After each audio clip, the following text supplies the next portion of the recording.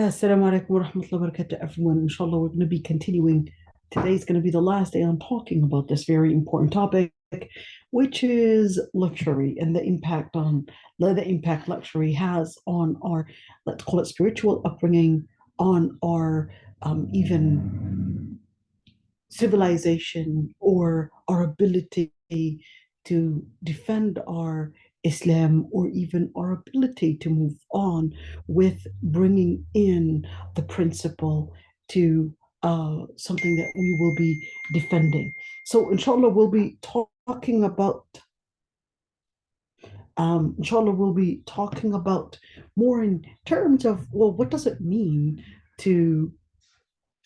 mean to live in that type of luxury? So the author was talking about the different types of expansion or living in a luxury in regards to uh, like living in certain uh, luxurious homes, etc. And then, of course, all of the different things that will probably uh, result in wanting to live in these kind of homes that usually people cannot afford, whether we're talking about mortgage or whether we're talking about the other expenses that might follow in, of course, in order to live in such spacious and expensive homes. At the end of the day, you're basically going to end up needing to live up at a higher level of demands. And then that ends up requiring more of giving up on your principle in your deen in order to live this type of lifestyle.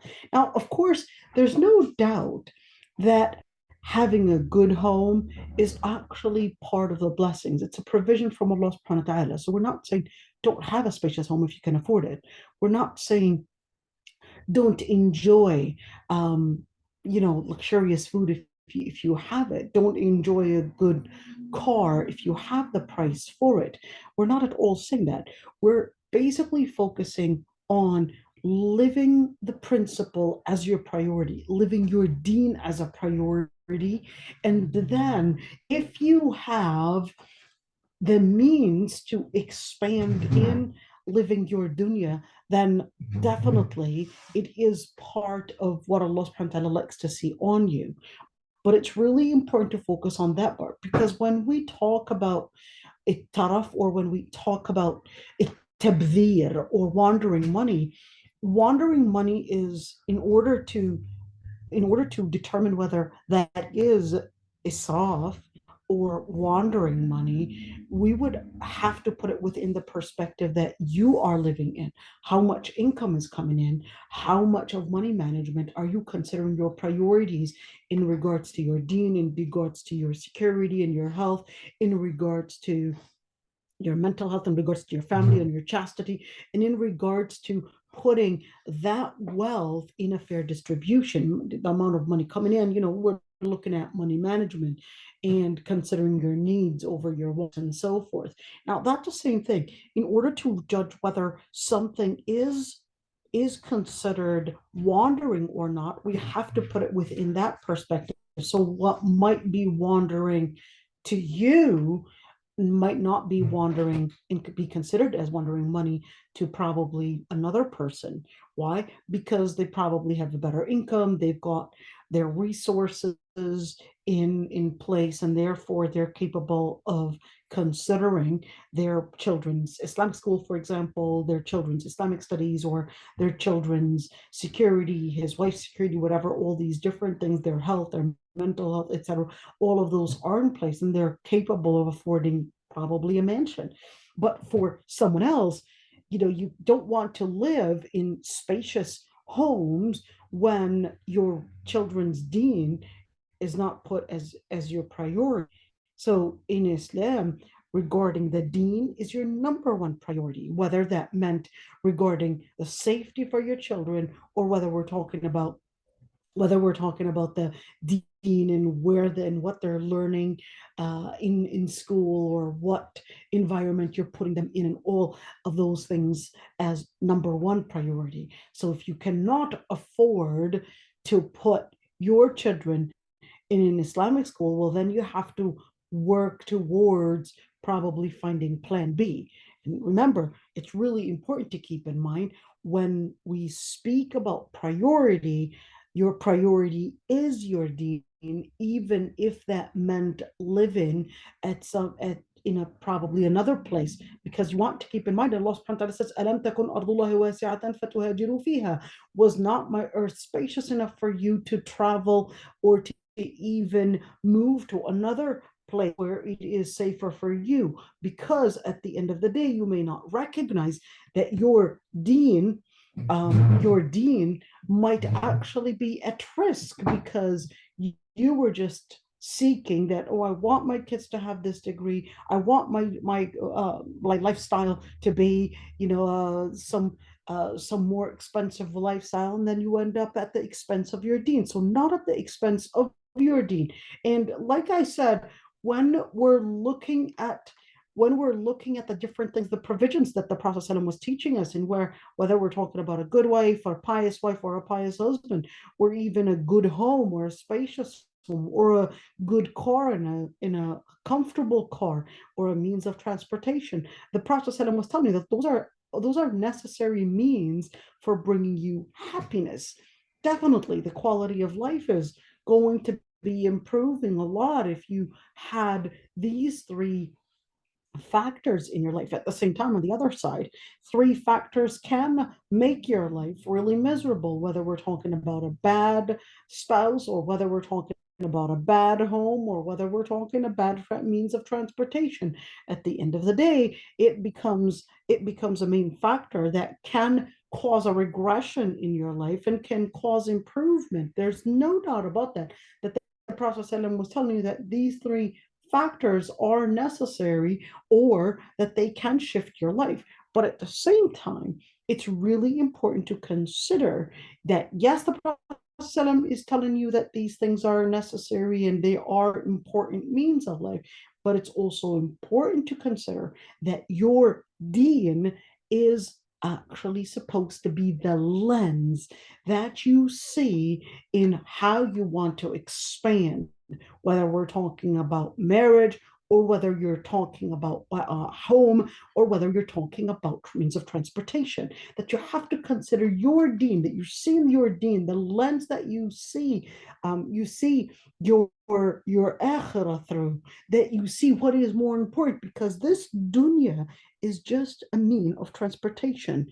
It's just that bridge, that tunnel that's going to get you into what really you were created for. The purpose of life was really the akhirah and not this dunya, because everything in this dunya perishes. Now, what's really interesting in this book is how he related the the basics to how the Prophet ﷺ was living his life, like, in where he mentioned all the hadith where the Prophet ﷺ and how the Prophet ﷺ was living his life. So here you could see that the Sahaba described the Prophet ﷺ, كان ضجاع رسول الله صلى الله عليه وسلم الذي ينام عليه بالليل من أدم محشوا ليفا. That when you look at the Prophet ﷺ's lifestyle, even though a prophet of Allah subhanahu wa ta'ala, but the the mattress that he had slept on was made of, the word is adam. So adam would be the tanned skin, tanned animal skin, and then it would be sewn. And inside of that tanned skin or tanned leather, there would be these dried leaves of palm trees, and then they would just stuff them inside this sewn leather piece. In other words, not something that's necessarily very comfortable, but the Prophet was living that. Not, he was definitely capable of getting something more luxurious. Now, this is important to keep in mind. In fact, Umar ibn al-Khattab, when he came into the Prophet's place, and he saw what he was resting on, and one time it was those types of mats that are sewn of hay, and Umar ibn Khattab started crying because he looked at him and said, well, we see the Persian kings and the Byzantine emperors, they're basically living in this luxurious life, and you're a prophet of Allah, and you're living in this very simple, painful life, in where even the impact of resting on this mat, this hay mat, is affecting your body. In other words, it's really going into your skin. But the Prophet ﷺ said, well, don't you want the akhirah and them take the dunya? So the Prophet ﷺ was teaching Umar ibn al-Khattab that don't look at what we have right now.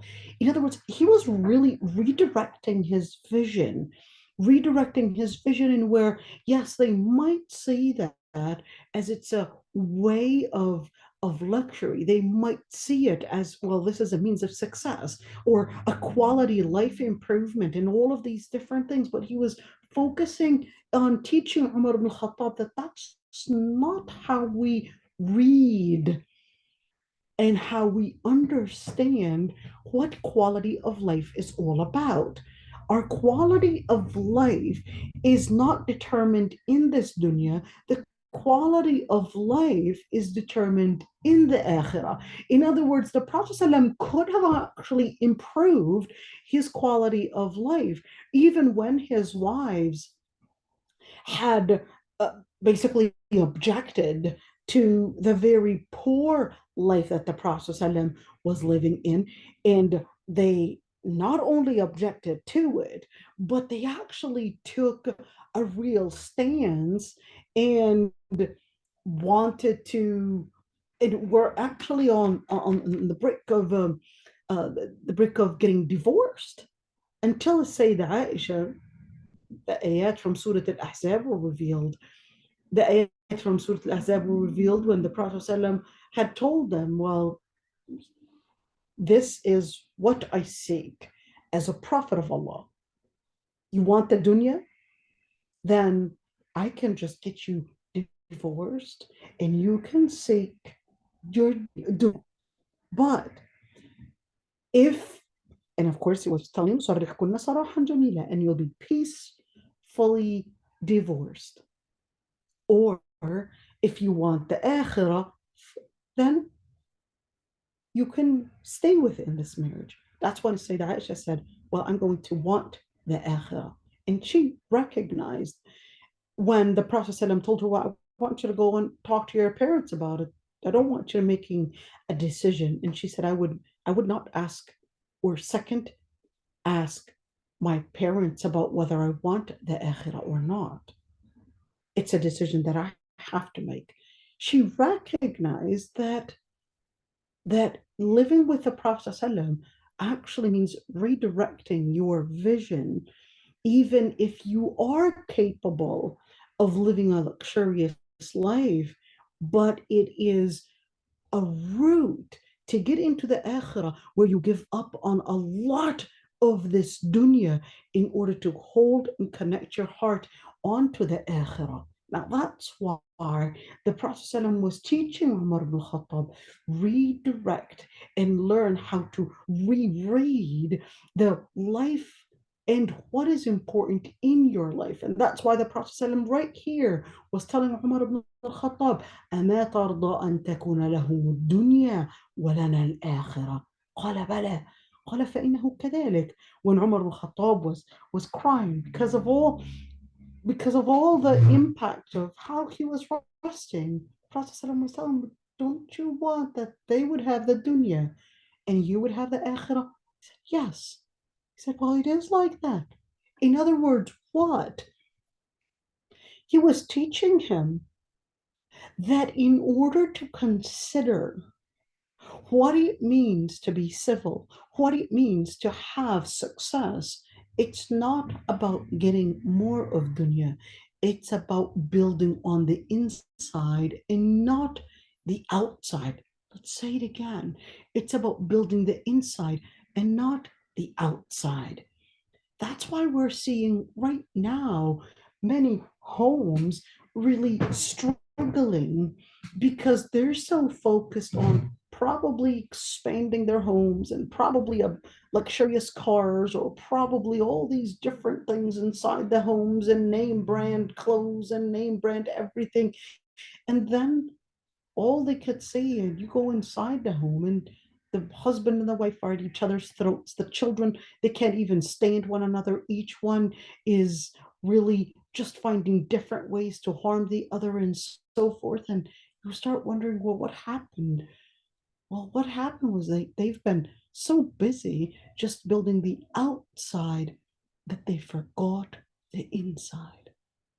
They forgot the principle, whether it's the principle of justice, or whether it's the principle of caring for one another, or whether it's the principle of having the courage to support one another, to admit a mistake.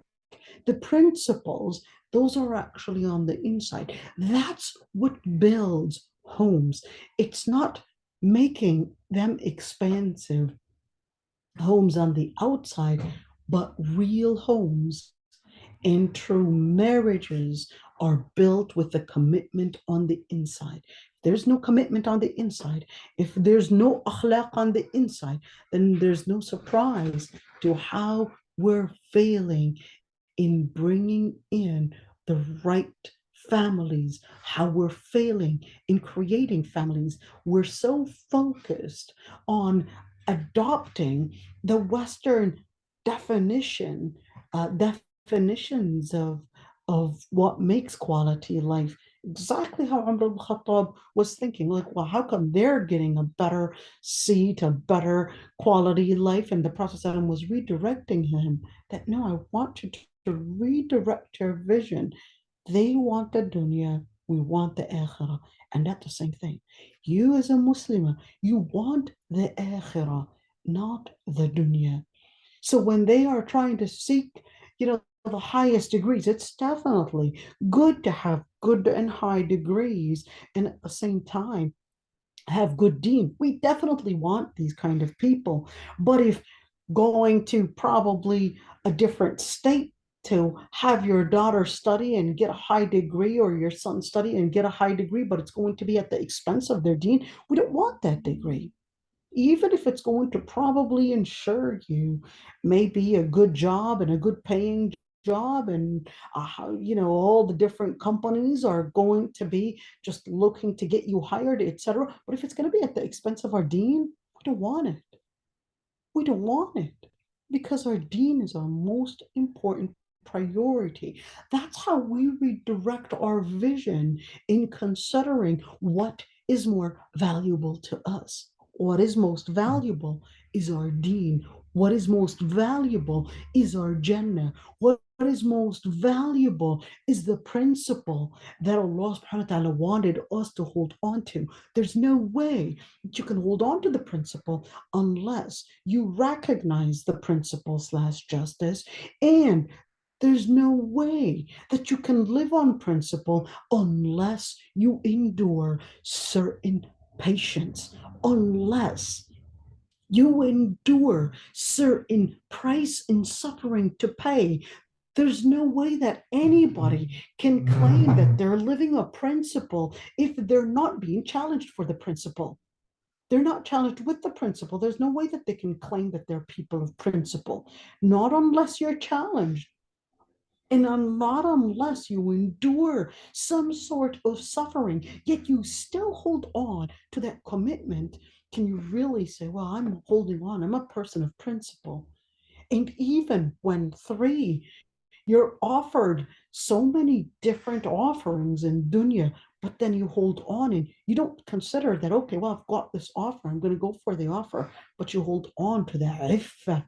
You're willing to give up onto the offer that might be. Really, remember, you want to keep in mind where وَنَبْلُوَكُمْ بِالشَّرِّ وَالْخَيْرِ فِتْنَةً.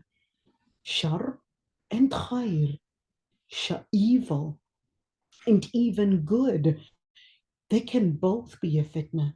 So just in fact, the Prophet ﷺ was telling us that he wasn't really fearful for the Muslims for poverty as much as he was fearful if dunya was open to us. Because when we get the luxury, when we get all those provisions and all those different privileges that might be the fitna that's even harder than actually going through challenges. When you're going through challenges, you might be capable of enduring a lot of it, but when you're offered a certain privilege, you might feel, well, and shaitan can fool you and tell you, well, that's a privilege that if you will take it, might actually lead you into probably doing it for the sake of Allah subhanahu wa ta'ala. And you don't recognize that that privilege is probably slippery slope that might take you all the way down. And it's really scary because remember, when you go up the ladder, you're it's more likely that you would fall the higher up you go into the ladder than actually at the lower end. Doesn't mean we're going to stay at the lower end, but it actually means be careful. Even if you manage to go up in your deen for some time and you manage to probably learn, maybe memorize, maybe attend the masajid, maybe wear hijab, maybe wear niqab or whatever, be careful and don't get carried away and think I've got it all under control because you are more likely to fall when you're at the highest part of the ladder than actually at the lowest part.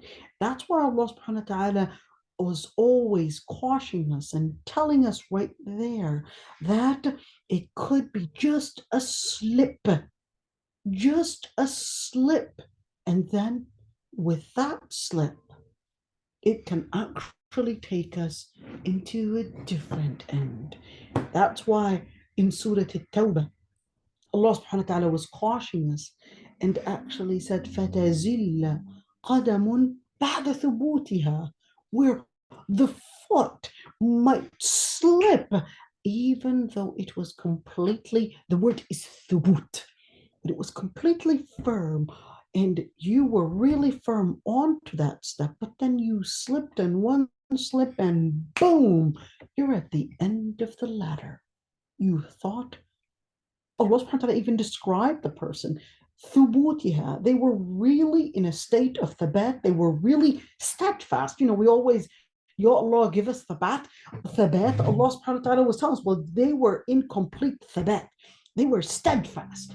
He even used the word thubut. But then he said, oh, be careful. It's just a zalla. Now, a zalla just means a slip. Just a slip. And that slip, even though the person was very steadfast, but it was just a slip. It was just a click. It was just a day when you decided you wanted to enter that place. It was just a moment that you made friends with that person. It was just a day where you thought I could just scroll into this app or this website and then it took you elsewhere. It was just a slip. It wasn't big. It wasn't a big thing. It was just a slip. I signed just that paper and I thought it's not a big deal. I'm just trying to do one thing. And you don't recognize that it's taken you elsewhere. Let's see, Sa'd ibn Abi Waqqas. Now, Sa'd ibn Abi Waqqas, he writes to Umar ibn al-Khattab. Now, mind you, Sa'd ibn Abi Waqqas, his dua was answered. Whenever he would make a dua, it would be answered. Sa'd ibn Abi Waqqas is one of those that were 10 promised Jannah. Sa'd ibn Abi Waqqas, the Prophet ﷺ calls him Khali, my uncle. Look at that. So he writes to Umar ibn Khattab while he was in Al-Kufa, which is a city in Iraq. And he was, at the time, an emir, leader there, basically, the deputy of Umar al-Khattab. And he wrote to Umar al-Khattab because he wanted his permission to build a home for himself. In other words, build something. He's the deputy there, and he should be getting paid for all the effort that he was doing.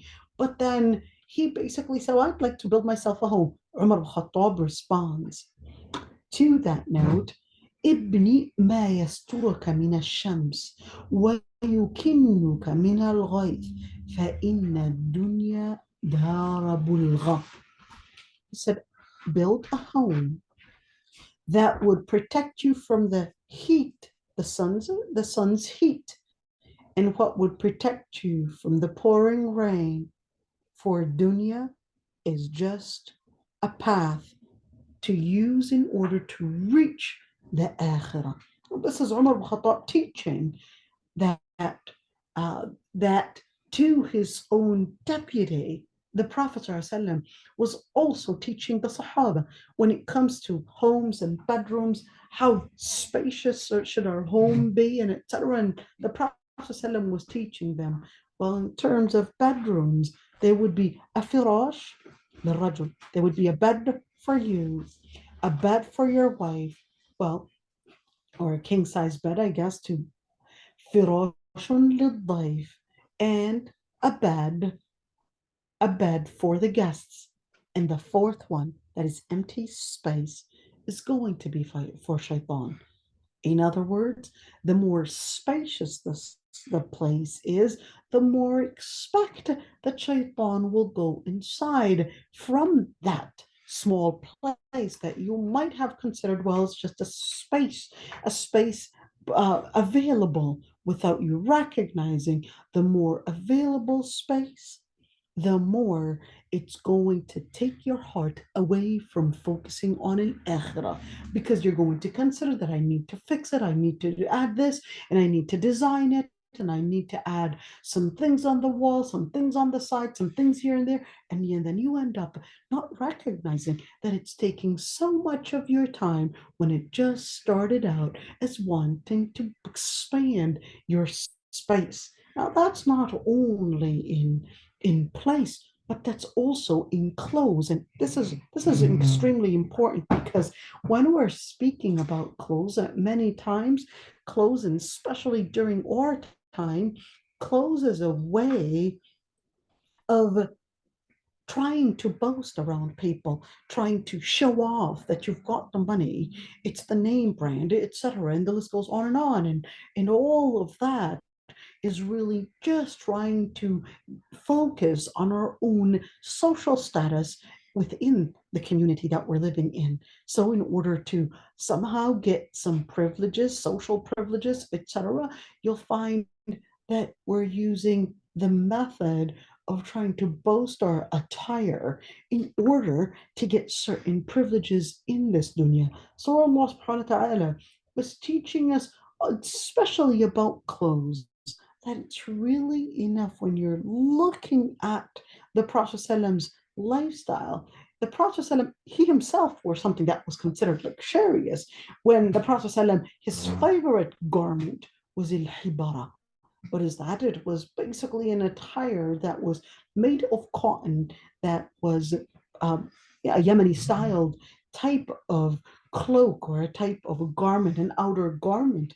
And the Prophet ﷺ wore that. So we're not saying don't wear something luxurious, but we're basically looking at, be careful from getting carried away with wanting to live something that resembles not necessarily quality and not necessarily need, but faking something which is trying to wear libas al-shuhra. Let me focus on the word libas al-shuhra. What is libas al-shuhra? Libas al-shuhra can be two things. Libas al-shuhra can be a certain attire that you choose to wear in order to stand out from the people. So, in other words, you're trying to be known for a particular attire, to be standing out for a particular reason, to be somehow famous for this different style that you have. Libas al-shuhra could also be that the person is considering this type of attire just so that it would resemble probably financial status, social status, in order to boast around the people. Now, that is also libas al-shuhra, that you're just trying to get some type of al-khuyala, It's called al-khuyala, some type of arrogance, some type of pride. And that's why Allah subhanahu wa ta'ala was teaching us about the previous nations, how Allah subhanahu wa ta'ala says, وَلَا تَمْشِ فِي الْأَرْضِ مَرَحًا إِنَّكَ لَن تَخْرِقَ الْأَرْضَ وَلَن تَبْلُغَ الْجِبَالَ طُولًا. And don't walk on earth with pride. Now, this is not only talking about the gate of walking, but this is also talking about الْمَشِ فِي الْأَرْضِ مَرَحًا, whether we're talking about the attire. It's a metaphor. So, وَلَا تَمْشِ فِي الْأَرْضِ مَرَحًا is not just talking about raising your back in a certain way or somehow boasting with a certain walk. But this is also talking about what the walk contains. So it's a metaphor, whether we're talking about the attire that the person is wearing, whether it's a name brand shoes, name brand clothes, and it's definitely permissible if you had the money to wear name brand clothes, probably because they're better quality, etc. There's no doubt about that. But if the intention was in order to somehow reflect financial status, privileges, etc., then in that situation, this is called al-khuyala, pride, arrogance, that Islam was telling you, that Allah subhanahu wa ta'ala was telling us that such a gate would be on Yawm al-Qiyamah, the people be resurrected kadhar, like little tiny particles where people would step on them. And these tiny particles are basically those people that were walking, boasting, and trying to somehow act in an arrogant way where they're seeing others as nothing and they're exaggerating their own ego, whether in resembling a certain attire or whether in a certain way of walking or whether it's a language. And let me focus on the part of language here, because it's very common that we would see people using profanity, bad words, thinking that it will make you look cool if you were to use this kind of language. And then, especially in the younger generation, and especially in the men's groups, that using that type of language is, to many, is a reflection of power, is a reflection of authority, is a reflection of manhood, when in reality the Prophet ﷺ actually said, well, it certainly is not the a reflection or the reflection of iman or reflection of akhlaq. The Prophet ﷺ said, ليس المؤمن بالطعان ولا اللعان ولا الفاحش ولا البذيء.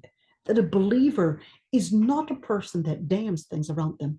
And بالطعان ولا اللعان and ولا الفاحش, and does not use any type of a language where it contains any type of profanity, whether speaking about private things and speaking about them in a public way, instead of going and saying, well, I need to use the restroom, the person is using a different language to express what they're actually doing, or probably using different words, and rather than speak in a good language, in a good manner.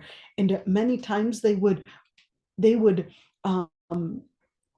tell the children not to use this language, yet they're actually using this language. It's this contradiction, this contradiction where, yeah, it's not okay for the children to use this kind of language, but it's okay as an adult. Well, you should be a better example. And then it really later reflects on the person's behavior, because the only people that would use this kind of language are the people that have been exposed to it. If you're exposing yourself to this kind of language, whether it's through watching the movies or playing video games, etc., well, then that actually means your brain is polluted with more than just the words that are being mentioned. Your brain is polluted with a lot of the behaviors that were also being acted out. When are they going to say that blank word or blank word? And you all know what I'm talking about.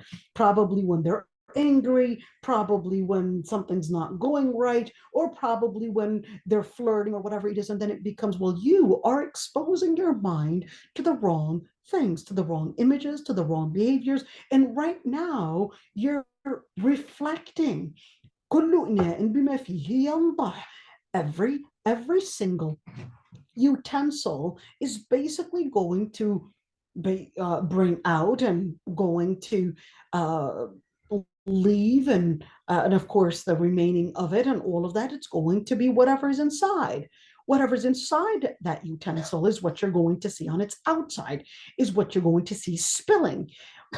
You are spilling this kind of language because you're exposed to it, because that's what the brain is filled with, that's what the heart is filled with, and now you're spilling it. Now you're spewing this kind of language, and this is extremely scary, because without us recognizing, we're exposing ourselves to a lot of arrogance, whether verbally or whether in our behavior. And when we are wondering, well, it's not a big deal, don't make it a big deal. Well, I'm not saying that the words are just the big deal. What's even a bigger deal is the whole thing that your brain and your heart has been filled with.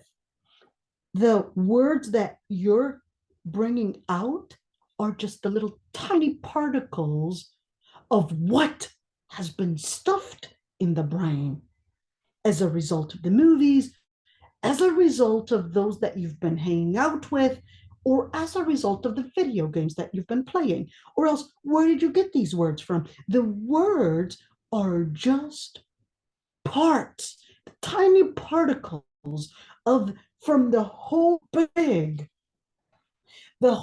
contamination that had filled the brain and filled the heart, and then therefore we're seeing it in the behavior. And this is extremely scary if we were to actually put it within that context, because when you're on your deathbed, you're going to be exposed to the harshest type of pain. You're going to be exposed to the most the hardest moment in your life, which is the end of life. If you are using this type of language when you're probably exposed to some hardship, the car didn't open, your wife and you, or you and your husband got into an argument, and you're using this language because of that, then on your deathbed, when the situation is going to be 100 and 1,000 times more intense, what type of language are you going to be using? Are you going to be using the same language? Because that's how you programmed your brain. Whenever you are under a type of attention or an intense moment, that's the way to get the heat out of your body. That's the way to reduce the pressure inside of you, is by using this kind of language. And without you recognizing, on the deathbed, you're going to be using this type of language. So Allah subhanahu wa ta'ala is basically, the Prophet ﷺ is teaching us, the Prophet ﷺ was teaching us that al-a'mal khawatimiha, your actions, that what is going to determine who you really were is really the end of your times. What did you do with it? How did you talk? And that's not, oh, I'm going to focus and I'm going to recognize the context that I'll be in at the end of my life and I'm going to behave differently. No, it's not going to work like that, because your brain is going to be programmed and has been getting programmed throughout all these years of your life. Now, at the end of the day, you're basically not going to be capable of reprogramming. It's too late. So reprogram your brain on how to deal with tension, how to deal with pressure right now when the pressure is at its minimum, when it, or probably in this dunya, maybe you lost a job, or maybe you got in some kind of a tension with your children or with your husband, whatever it is. Well, now is the time to work on it. So learn how to bring in dhikr instead of kufr. That's why the Prophet ﷺ, on the other hand, was teaching us, well, how do I live this type of religious commitment Well, it's giving up on dunya and recognizing you're not racing after it. So, what is some training that I can do? Well, this one's rather interesting. Look at this. The Prophet, ﷺ, or sorry, Umar ibn Khattab actually ordered his deputies. He said, انظر من قبلك فمرهم فلينتعلوا وليحتفوا. This was very interesting, to be honest. He said, well, order those that you basically have, in other words, they're under your authority, and order them فلينتعلوا, to wear, simple shoes, and also وَلْيَحْتَفُوا, to walk barefooted. Barefooted. Why would he want them to walk barefooted? It's, the last thing you would want is to walk barefooted on sand and on earth. They're going to get a lot of different things. I'm sure a foot specialist is going to disagree with this one and tell you, well, actually, most of the diseases coming to me are basically as a result of probably walking barefooted. I'm really interested in hearing what I think they're called. Okay, what was it? What is that specialty called? Podiatrist. I think that's what podiatrist. I think they're no, I think that's what they're called. Feet specialists. And well, this is, of course, we're not talking about walking on broken glass or talking about walking on nails. All right, we're talking about walking certain times barefooted to learn, and has nothing to do with negative energy and all that stuff. Okay, it has nothing to do with negative energy and getting the negative. No, all that. There's no such thing as negative energy in Islam. This is taken from those Eastern religions, whether we're talking about Confucianism, Taoism, and Buddhism, and all of that. There's no such thing as negative energy in Islam, and it's really sad that many Muslims are using words they don't even know where it's coming from. All right, let's see. The Prophet ﷺ actually said, "Man taraka al-libas تواضعا لله وهو يقدر عليه دعاه الله يوم القيامة على رؤوس الخلائق حتى يخيره من أي حلل الإيمان شاء يلبسها." That's a very beautiful one. The Prophet ﷺ said, whoever leaves a certain garment that is just for the sake of wanting to live that humility, wanting to be humble, and he's capable of buying or even getting such extravagant garments. The Lord Almighty, Lord, this person left it for the sake of Allah subhanahu wa ta'ala because they didn't want to wear something that is extravagant and be reflecting that arrogance. On Judgment Day, Allah subhanahu wa ta'ala would call him on Judgment Day. Ya Allah, this is so beautiful. Call him on Judgment Day. Imagine all the people are actually standing right there, Yawm al-Qiyamah, and then Allah subhanahu wa ta'ala just calls, Bishara, you left that garment and you were capable of wearing that Gucci coat. I want you to come over and I want you to choose wherever clothes and whatever garment you would want to wear it in front of everyone. And remember, everyone's going to be naked then. Naked. Why on earth would they be naked? Well, they would be naked because the Prophet ﷺ, even when Sayyidah Aisha asked, men and women naked, would they look at each other? The Prophet ﷺ told her that the matter is going to be a lot more intense and scary than anybody caring to look at another person not dressed or even naked. And right there, Allah subhanahu wa ta'ala is calling out your name and telling you, I want you to choose the garment that is dear to you. And what garment? Well, it's going to be a garment of Jannah. Ya Allah, beautiful, beautiful. Look at this hadith. تعس عبد الدنيا وعبد الدرهم وعبد الخميصة إن أعطي رضي وإن لم يعط سخط تعس وانتكس وإذا شيك فلانتقش. The Prophet ﷺ said that the person that is the slave of dunya, all they're going to really face is really one destiny, which is sorrow, anxiety. Look at this one, because when you look at Tarisa, it's actually a form of anxiety. So they would seek dunya, but then all they're facing is the fate of anxiety, and all those that are probably running after a job, trying to get a job, trying to run after maintaining money, a first job, a second job, etc. Then in the end, what they're going to be facing is the fate of anxiety. And the other one is that they're running after some type of a name brand clothing, and khamisa is basically clothes. And then at the end, if they probably would get that, they might actually feel content. I got the garment, I got the clothes, I got the car, I got the money, I got of that. And then, but if they weren't given that, then they would feel deprived. They're feeling that they don't have the privilege. In other words, now they're focusing that they don't have it. Therefore, they're going to get into takas, and they're going to feel that anxiety, and that anxiety is going to bring them a regression. In takas, it's like a regression. It's going to take them back.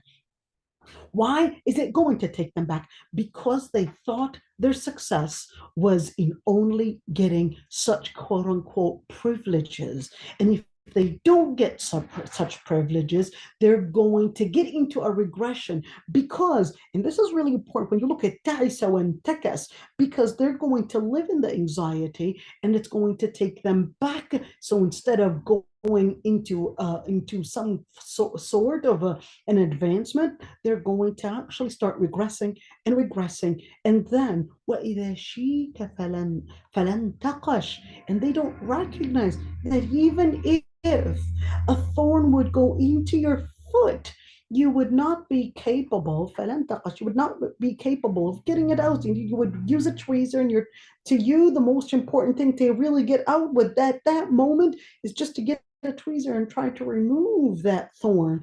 In other words, you then recognize, and this is redirecting your vision. It's like, well, if you have من كان آمنا في سربه مالكا قوت يومه.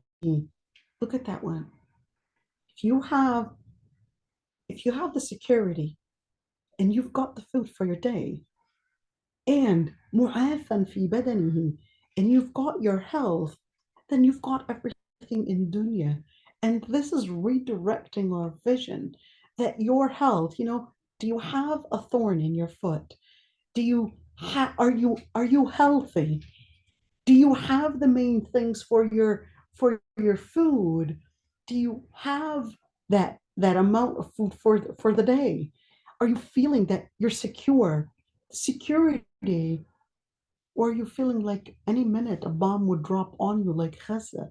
Well, if you have these three things, you've got everything in dunya.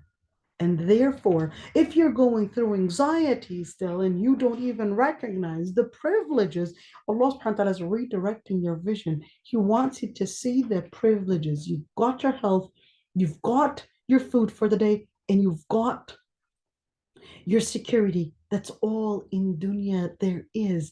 Redirecting your focus. If you redirect your focus, then you'll recognize, what was that? You'll recognize that you have everything, and that one thing is more valuable than getting all the different items. And that's one word: satisfaction. Al-qana'a. It's the real treasure. The real treasure is not in getting more and more items. The real treasure is in recognizing the items that you have. It's not by getting more items, but it's by recognizing what you have, the privileges that you have, whether we're talking about health or whether we're talking about your security, or whether we're talking about the food for the day. But if you're constantly just looking at, oh, how come we don't have this? And this is important in parenting. in parenting, you want to be careful on always thinking that I have to provide everything for my children. They don't necessarily have to have everything. Not because they wanted a pizza that they have to get it, and not because they wanted a meal or some kind of a meal that they necessarily have to get it. Let them get used to eat leftovers. Sorry, you have to learn how to eat the leftovers in order to recognize the ni'mah, to recognize the blessings. You will not recognize it until you learn how to embrace it in action. Now, this is a major thing.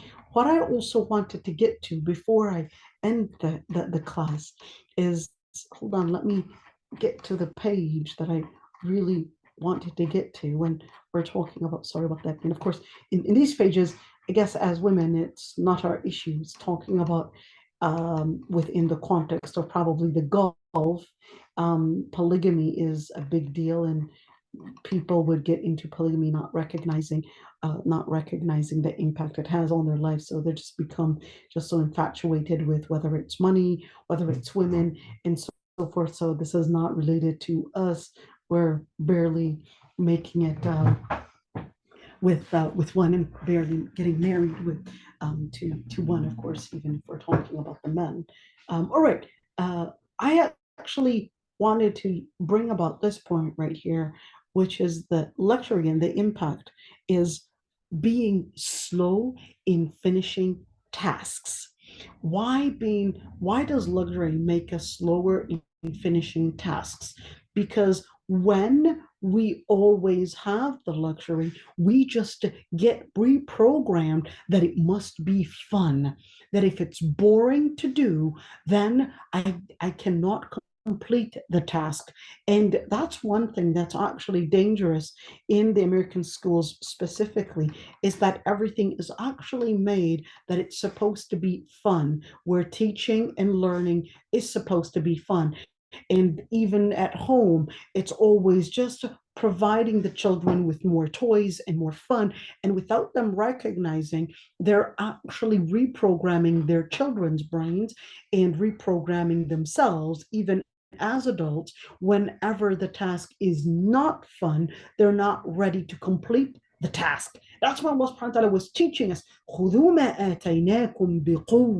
want you to look at the implication it has on the deen, where Allah subhanahu wa ta'ala says, when you take the words of Allah subhanahu wa ta'ala, you take the principles of Allah subhanahu wa ta'ala, you take the message of Allah subhanahu wa ta'ala, it must be taken with power. What does it mean to take it with power? It actually means to be firm. It actually means to, when we're speaking about power, enduring all the pains that might actually come across. And it actually means rejecting all the different privileges or offers to let you go and keep all the different principles. And finally, which is to be courageous despite all the pains or despite all the fear that might actually be there around you, that you don't let go of your principle. There's no way, if a person is living in luxury, that they're going to learn how to take the matters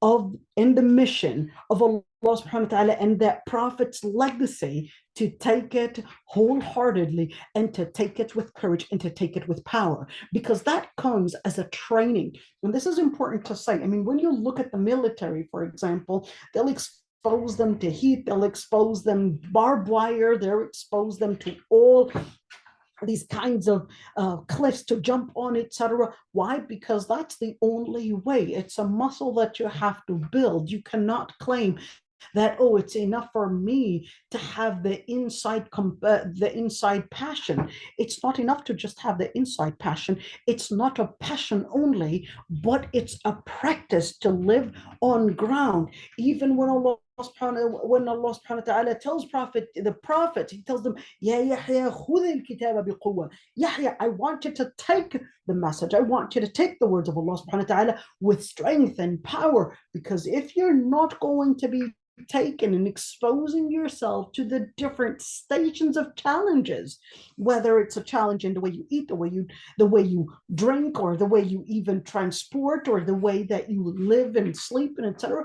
If you're constantly just trying to make life easier for you, then when you come across different challenges, you're going to find yourself failing, and you're going to find yourself as giving up from the very first challenge because you weren't exposed to it. It's exactly the same way. You cannot claim that I've got the passion alone, but you have to have exactly like the soldier in the army. The soldier, he cannot just say, well, I've got the passion to be patriotic, I've got the passion to help and support the country or whatever it is, and then they end up really not training. It's the training that can make and transfer the passion into power. That's the only way. It's not a word to claim, but it's a training and an effort to build throughout time, to build by going through lots of training. And that's why the Prophet ﷺ actually said how to put that in practice. And he said, do 7 things. In other words, in training yourself. The Prophet ﷺ said, بادروا بالأعمال الصالحة سبعا.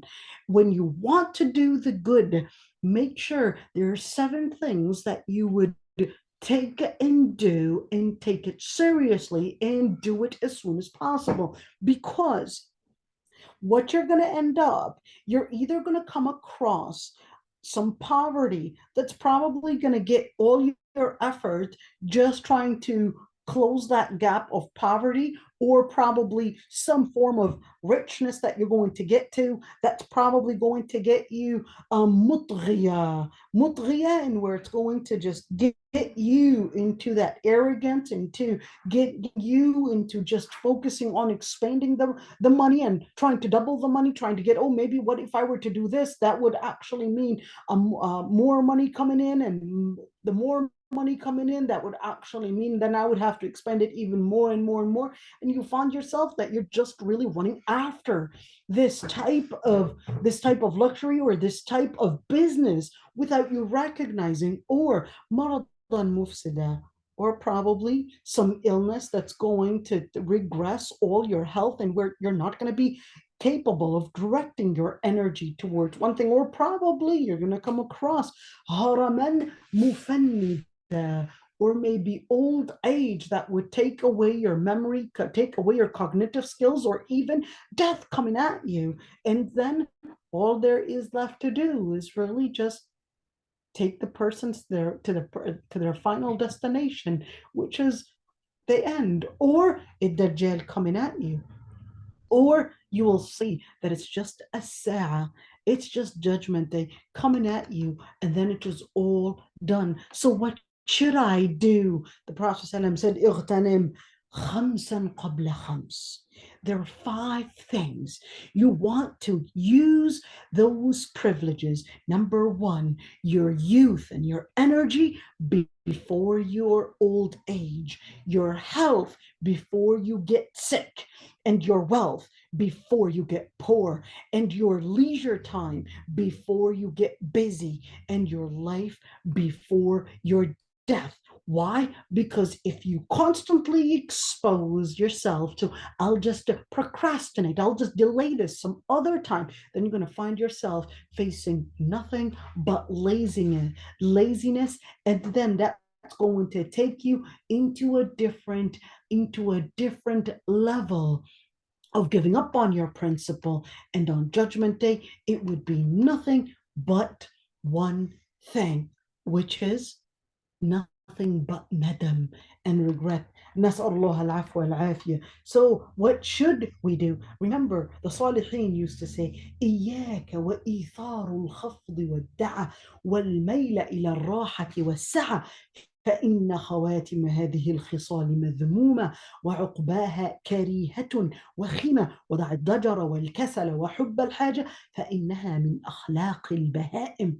Look at this. Very beautiful. And what was he saying? This is Ibn Hayyan al-Tawhidi. He basically said, stay away from laziness and seeking. In other words, stay away from seeking all the different means of making a luxurious life and making making a life full of ease for the end of and the consequence of such a life, which is ease and trying to live in luxury, all of what it leads to, the consequence is basically something that would be harmful. What is it? It would lead to a uqba kariha. It would lead to an ending that would have a smell and that would affect the person. When we say have a smell, this is a metaphor. This is not literally have a smell, but this is in order to tell us that it would actually be affecting you and even the people that are around you and without you recognizing. So let go of iddajar, constant complaint. Keep away from constantly complaining. And this is a word that I will tell women especially, because not because somebody would easily want to say it's because you're a misogynist. I can't be a woman and a misogynist unless I had self-hatred. Seriously, unless I had self-hatred, that would be the only reason why I would be misogynist. All right. Now, that's because the Prophet actually said that when he saw the women on the day of Eid, and he was telling women that there are certain things that led women to being the most dwellers in hellfire. And he said, تُكْثِرْنَ اللَّعْنَ وَتَكْفُرْنَ الْعَشِيرَ. You would constantly complain. You'd always look at what's missing and not look at what you have. And therefore, you would constantly look at them for using a negative eye, and all you could see is just nothing but complaint. وَتَكْفُرْنَ الْعَشِيرَ. And even when your husband or probably your parents do something good to you, you would always still complain that nothing was done to you and that you're always a victim. And this is extremely dangerous. وَدَعِ الضَّجَرَ وَالْكَسَلَ. You want to change? Well, get up and do it yourself. You want to change? Stop complaining and make a difference. And don't always have the love for desires and love for what's missing, because they said فَإِنَّهَا مِنْ أَخْلَاقِ الْبَهَائِمِ, because that's the morality, and that's the type of akhlaq of the animals. The animals are the ones that are constantly seeking more to feed, but a mu'min is not looking to feed. That's why Allah subhanahu wa ta'ala was talking about the munafiqeen. وَلَا يَأْتُونَ الصَّلَاةَ إِلَّا وَهُمْ كُسَالَى. When they would come to the prayer, they would only come to the prayer when they're actually very lazy, because they've been overfeeding, they've been over living in that luxury that they couldn't even get up and help themselves. They were just so much into that gluttony that they couldn't even stand up. They came kusala. That's why the Prophet ﷺ was teaching us, make the dua, Allahumma inni a'udhu bika min al-hammi wal-hazan wal-ajzi wal-kasal wal-jubni wal-bukhl. Made a whole lecture on that dua. Ya Allah, I seek refuge in you from ilham, from the different calamities and from the different sorrows, and from lahaj, from me not having the passion to do something, or me having the passion, but then I don't have the physical power to do it, or even from al-jubn, from having that inner fear, that inner, that inner, not only inner fear, but al-jubn is what is the word in English? And what is al-jubn is cowardice, or al-bukhl. Al-bukhl, you might want to spend not the money, but then on the inside, the person is so selfish, they're so greedy that they don't want to spend. So Allah subhanahu wa ta'ala, the Prophet is teaching us that, listen, if you want to get al-azima, you want to get the passion, you want to get the physical ability, you have to learn how to do the training in having the passion, and also the training by leaving dunya, by leaving that luxury. That is the only way. فَالتَّرَفْ يُذْهِبُ النَّخْوَةِ. التَّرَفْ in luxury takes away the chivalry. It takes away the person's passion to do what is right. It makes the person weak, and then they become enslaved to their own lusts, and then there's nothing that would weaken any nation worse than taraf, because it can be that the different provisions that you might have can actually be more dangerous than having the different challenges. In other words, when you're looking, so even money, luxury, all that can actually be in itself a punishment. Ya Allah, that's so scary. Money, privileges can be a punishment. And we've seen that many times where husband and wife, when they were poor, they worked together, and it was beautiful of how they together corresponded with each other to make their family. Once they got to a job, once they got the money, then they started becoming at each other's throats. What happened? The money became a fitna to them. They did beautifully when they were both suffering together. They worked with all the compassion. And then, therefore, once they got the money became the fitna to make them regress. It says, and of course, there's nothing worse. And this is what will lead the West to collapse. They had all that taraf, and now this LGBT stuff is going to make the Western nations collapse because they've gotten into taraf. Now they're leaving the foundation of family.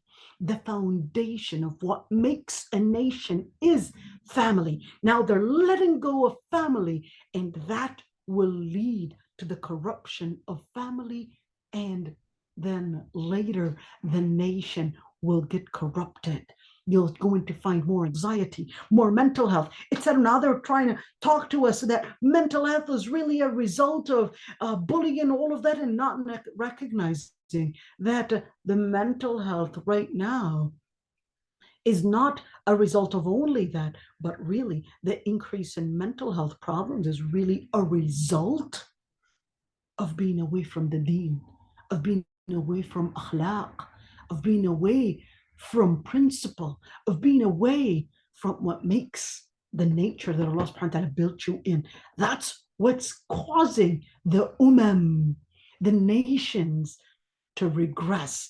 So when you look at that, it's not just the Western or Eastern, but it's also the Muslim nation. Because even when the Muslims themselves were actually controlling Spain in Al-Andalus, what caused them to regress was really the luxury that they were so focused on. You read about the luxury of how the Muslims were living in Al-Andalus. That's what got them feeling entitled, and they could not face the Spaniards, the Spaniards invasion later on, and they couldn't face it because they've been feeling entitled. They've been living in this type of luxury that they could not whatsoever face it. That's the same thing when the Mongols had actually come all the way on in 656 in Hijriya Baghdad. When they came to them, they basically slaughtered all the Muslims. 1 million people were actually slaughtered in Baghdad. Everywhere they would walk,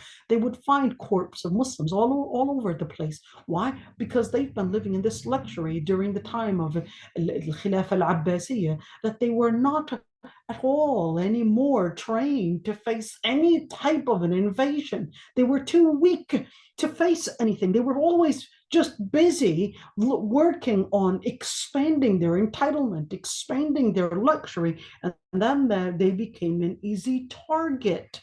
An easy target for any invasion. They not only did they lose their lives, but they lost their lives, they lost their civilization, and certainly they lost the country that was keeping them protected. Now we're basically right there, pretty much repeating the same thing, in where we couldn't stand up in front of a lot of the different challenges because we've been feeling so entitled. We didn't want to give up on our life in the West, and actually we couldn't handle it. Even just when you tell somebody, hey, Allah subhanahu wa ta'ala's earth is spacious enough for you to actually travel and live as a Muslim. And they'd be thinking, why? I'm going to lose the different privileges that I've gotten so used to here in the West. Why would I want to go into a Muslim country and live in a less dunya? And they don't even think about, well, wait a minute, it's the luxury. You've been living in so much luxury that you did not recognize that it's taking you sucked in dunya. Learn how to give up on luxury, because that's the only way to connect you with al-akhirah. Reduce the luxury. Learn how to live a simple life. Learn how to give up on a lot of the privileges. Learn how to win principle over material. Barakallahu fikum. And may Allah subhanahu wa ta'ala make us amongst those. May Allah subhanahu wa ta'ala make me and make you all part of those that embrace al-akhirah and not the dunya. I know it's a lot to say. And it's while I was actually preparing this, I myself was reviewing a lot of what I'm seeking myself. Hey, we're all part of this, and we all need to work on this. Barakallahu fikum. Inshallah, we will well, no, we're not going to continue this, are we? Yeah, inshallah, we'll start another topic next week, inshallah. And if there are any questions, I'd be happy to answer it, inshallah. I don't know how to do this. Yeah, I think this is it. All right, so inshallah, everybody, we'll see you all next 2 weeks, inshallah. Assalamu alaikum.